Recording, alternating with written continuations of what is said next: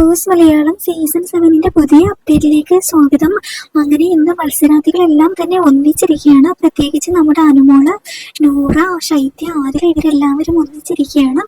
അങ്ങനെ big boss അവിടെ ഉണ്ടായ മത്സരാർത്ഥികളുടെ എല്ലാം ഒരു ബെസ്റ്റ് മൊമെന്റ്സ് ഒരു വീഡിയോ ക്ലിപ്പായിട്ട് ഇങ്ങനെ കാണിക്കുന്നുണ്ട് കേട്ടോ. അവിടെ നടന്ന സംഭവങ്ങളും ക്യൂട്ട് മൊമെന്റ്സ് എല്ലാം. ആ സമയത്ത് ആദ്യം വന്ന് നമ്മുടെ അനുമോളെ കെട്ടിപ്പിടിക്കുന്നു.